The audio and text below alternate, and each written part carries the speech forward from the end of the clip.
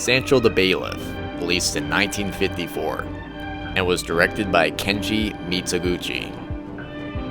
Some movies you just never forget, and Sansho the Bailiff is definitely one of them. Very few films have hit me on an emotional level like this one, and perhaps it's because of how sad of a story it is.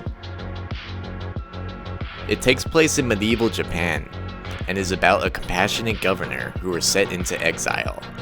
His wife and 2 children flee to live with his brother, but are then captured. The wife is sold to a brothel, and the children are sold into slavery. Yeah, did I mention it's sad and depressing? We watch the 2 children, Bushido and Anju, grow up in a life amid suffering and oppression, desperately struggling to be reunited with their family. It's dark and depressing, and it hits you hard. But it's very powerful, and very few films have this level of impact on the viewer.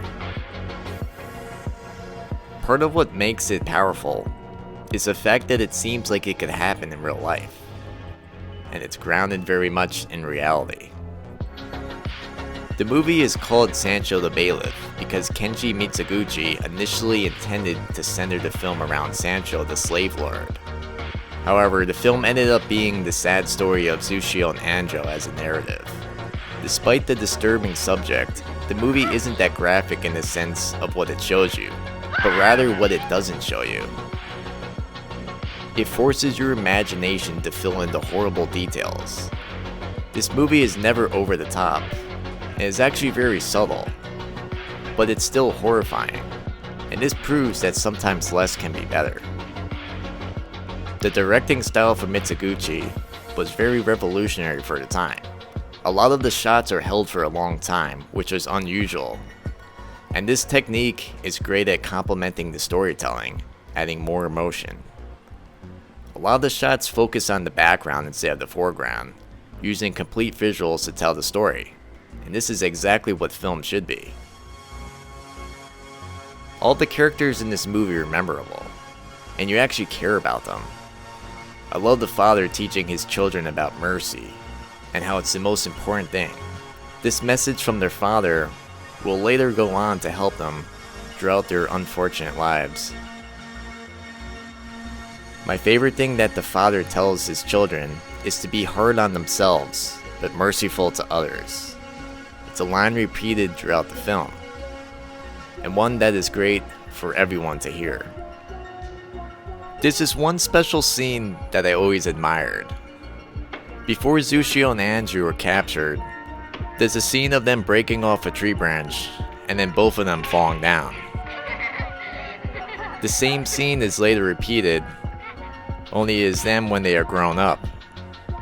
It's subtle, but it always gets to me. Actually, everything in this movie gets to me. The sister's selflessness, the brother freeing the slaves, just the act of kindness from someone in this miserable world.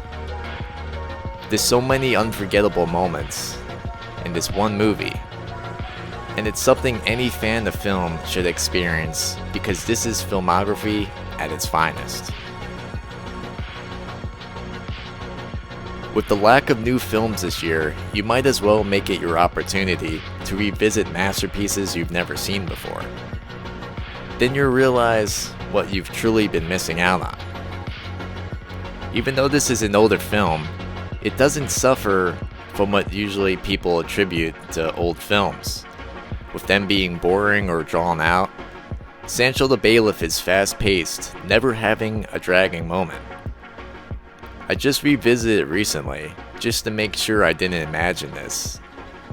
But it really is a movie you could lose yourself in, and forget that you were watching a movie. All the actors do an excellent job of making you cry and actually feel something, and never being over the top. The score, and sometimes the lack of, both complement the scenes taking place. And visually, it's breathtaking. It's everything a movie should be. I'll put this right next to Seven Samurai, because they were both among Japan's greatest movies.